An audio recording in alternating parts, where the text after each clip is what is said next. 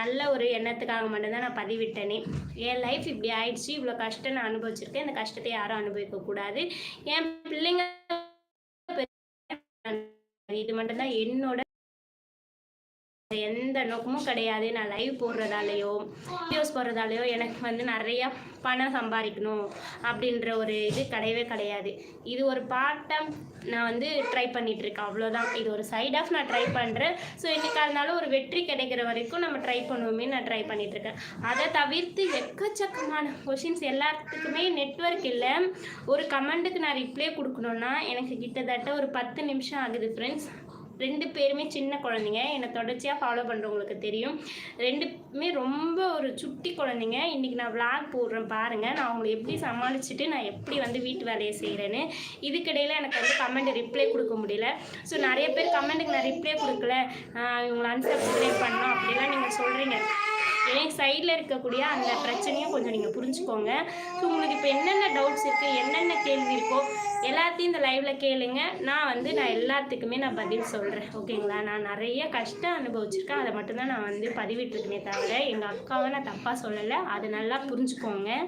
இந்த மாதிரி நீங்கள் 2வது இடத்துல கல்யாணம் பண்ணிங்கன்னா முதல்ல இருக்கவங்க உங்களை ரொம்ப கொடுமைப்படுத்துவாங்க அப்படின்றத மட்டும்தான் நான் வந்து தெளிவாக எல்லா வீடியோஸ்லையுமே சொல்லியிருக்கேன்.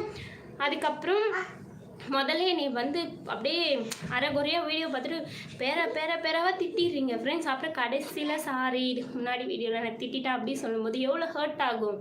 எல்லா கமெண்ட்ஸையும் நான் ரெஸ்பான்சிபிள் எடுத்து ஒவ்வொரு கமெண்ட்ஸாக ரீட் பண்ணி அதுக்கான ஆன்சரை கொடுக்கணும். இப்போ கூட நான் வந்து என் பிள்ளைங்களை நான் எதாவது பண்ணிகிட்டு இருக்கலாம். காலையிலேருந்து ரெஸ்ட்டே இல்லை. ஒரு 5 மினிட்ஸ் கூட எனக்கு ரெஸ்ட்டு கிடையாது. ரெஸ்ட் இல்லாமல் நான் இதுக்கிடையிலும் ஷார்ட்ஸ் பண்ணிவிட்டு வீடியோ மேக் பண்ணிவிட்டு எதையாவது சாதிக்கணும் தான் நான் பண்ணிகிட்ருக்கேன். ஏன் ஃப்ரெண்ட்ஸ், நான் அந்த மாதிரி பைசா சம்பாதிக்கணும் அதுக்காக குடும்ப கதை பேசுகிறேன்னா ஏன் ஷார்ட்ஸில் உட்காந்து பேச மாட்டேன்? நான் யோசிச்சு பாருங்கள். ஷார்ட்ஸ் வீடியோ எல்லாத்தையும் ஓப்பன் பண்ணி பாருங்கள். எனக்கு கமெண்ட்ஸ் இப்போ கூட லேட்டாக தான் ஃப்ரெண்ட்ஸ் வருமே. அதையுமே சொல்லிக்கிறேன். லைவ் நான் போட்டு நான் மட்டும் பேசிகிட்டே தான் இருப்பேன். எதனாலனா எனக்கு கமெண்ட் வந்து டிலேவாக வருது. ஸோ லேட்டாக வரும்போது நான் பேசிகிட்டே தான் இருக்க முடியும். நான் வந்து இதை வந்து பேசாமல் விட்டுட்டேன்னா இதுக்கப்புறம் பார்க்குற ஆடியன்ஸ் வந்து அப்படியே அமைதியாகவே தெரியும். உங்கள் கமெண்ட்ஸ் வர வரைக்கும் நான் வெயிட் பண்ணிட்டு இருந்தேன்னா சேவ் ஆனதுக்கப்புறம் வீடியோஸ் வந்து எல்லாருக்குமே வந்து போகும். அப்போ வந்து கேப் இருக்கிற மாதிரி அமைதியாக உட்காந்துட்டு இருக்க மாதிரி இருக்கும். ஸோ அதனால தான் நான் சொல்ல வர கருத்தெல்லாம் எனக்கு கிடைக்கக்கூடிய டைம்லலாம் நான் சொல்லிடுறேன். அவ்வளோதான் ஃப்ரெண்ட்ஸ். நான் நல்லவா அப்படின்லாம் நான் எந்த வீடியோலையும் நான் ப்ரூவ் பண்ணிக்க விரும்பலை. நான் ரொம்ப கஷ்டத்தில் இருக்கேன். எனக்கு யாரோட சப்போர்ட்டும் கிடையாது. நான் முயற்சி பண்ணி ஜெயிச்சு என் குழந்தைங்கள காப்பாற்றணும். இது மட்டும்தான் நான் டெய்லி என் மைண்டில் நினச்சிட்ருக்கேன். நான் தெரிஞ்சோ தெரியாமலையோ இப்படி ஒரு கல்யாணம் பண்ணிட்டேன். இந்த கல்யாணத்து மூலமா எனக்கு ஒரு 2 குழந்தையும் ஆயிடுச்சு. இப்போ குழந்தைங்க வந்ததுக்கப்புறம் எனக்கு ஹஸ்பண்டு அந்த ரிலேஷன்ஷிப் அப்படின்றத விட என் குழந்தைங்க தான் முக்கியம் நான் நினைக்கிறேன் ஃப்ரெண்ட்ஸ். அவங்களுக்காக நான் எதையாவது சாதித்து எப்படியாவது என் குழந்தைங்கள வளர்க்கணும். என் கையில் ஒரு நல்ல படிப்பு இருக்குது அப்படின்றதையும் நான் சொல்லிட்டேன். அந்த படித்ததுலேயே எல்லாருக்கும் 1008 கொஷின்ஸ் ஃப்ரெண்ட்ஸ். நான் வந்து இப்போ ஷெட்யூல்டு பண்ணி எனக்கு லைவ் போட முடியல. என்னோடய சுச்சுவேஷன் அந்த மாதிரி இருக்குது. இல்லைன்னா கொஷின் அண்ட் ஆன்சரை நான் ஷெட்யூல்டு பண்ணி கம்யூனிட்டி போஸ்ட்டில் போட்டுட்டு அதுக்கப்புறமா நான் வந்து ஸ்டார்ட் பண்ணியிருக்கலாம். நான் அந்த மாதிரி பண்ணலை. நிறைய கமெண்ட்ஸ், உங்கள் அம்மா உனக்கு இவ்வளோ கொடுத்து அனுப்புகிறாங்க, யாருமே சப்போர்ட் பண்ணல அப்படிலாம் கேட்குறீங்க.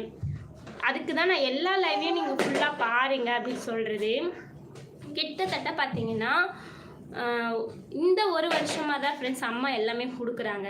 அதையுமே வீடியோவில் சொல்லியிருக்கேன், நல்லா கவனிச்சு பாருங்கள். என் பையன் பிறந்ததுக்கு அப்புறமா தான் எனக்கு எல்லாமே செய்கிறாங்க. அவன் வயிற்றில் வந்து இருக்க ஆரம்பித்ததுலேருந்து தான் எனக்கு எல்லாமே செய்கிறாங்க. என் பொண்ணு பிறந்தப்போ எதுவுமே செஞ்சதில்லை ஃப்ரெண்ட்ஸ், எதுவுமே செஞ்சதில்லை. அப்போ என் பொண்ணு பிறந்தப்போ நான் எவ்வளோ கஷ்டம் வேதனைப்பட்டிருப்பேன். இன்றைக்கி செய்கிறாங்கன்றதை விட அன்பு பாசன்றதே இல்லை ஃப்ரெண்ட்ஸ் குடும்பத்தில். அப்படி ஒரு வாழ்க்கையெல்லாம் வாழ்கிறது ஒரு மாதிரி கஷ்டமாக இருக்கும், நரக மாதிரி இருக்கும். அப்படின்றத மட்டும்தான் நான் எல்லா வீடியோஸ்லையும் சொல்லியிருக்கேன்.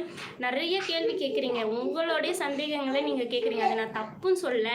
கேட்குறதுக்கு முன்னாடி ஒரு 4-5 வீடியோனா ப்ளே பண்ணி பார்த்துட்டு கேளுங்க. ஒரு வீடியோ ப்ளே பண்ணி பார்த்துட்டு கேட்டிங்கன்னா அது வந்து எனக்கு கொஞ்சம் கூட வந்து ஒரு எப்படி சொல்கிறது நிம்மதியான ஒரு கொஷினாகவும் இருக்காது. அதுக்கான ஆன்சரே என்னால் பண்ண முடியாது ஃப்ரெண்ட்ஸ். ஆல்ரெடி நான் அதுக்கான ஆன்சர்லாம் அப்லோட் பண்ணிட்டேன். மீண்டும் மீண்டும் அதே மாதிரி கேட்கும்போது சரி என்னடா இதை நம்ம என்ன சொன்னாலும் புரிஞ்சுக்கவே மாட்டுறாங்க, எதுக்காக நம்ம இதெல்லாம் அப்லோட் பண்ணமோ, இதெல்லாம் நம்ம அப்லோட் பண்ணாமல் நம்ம வழியை பார்த்துட்டு நம்ம மட்டும் வீடியோஸ் போட்டிருக்கலாமோ அப்படின்னு ஒரு தாட் எனக்கு வந்துடுது. நான் நல்லதுக்கு தான் அப்ளை பண்ணியிருக்கேன் அப்படின்ற அளவுக்கு கொஞ்சம் அண்டர்ஸ்டாண்ட் பண்ணிக்கோங்க அப்படி தான் சொல்கிறேன் ஃப்ரெண்ட்ஸ். இப்போ தான் கமெண்ட்ஸ் வருது, வெயிட் பண்ணுங்கள். மதன் குட்டி ஹாய்.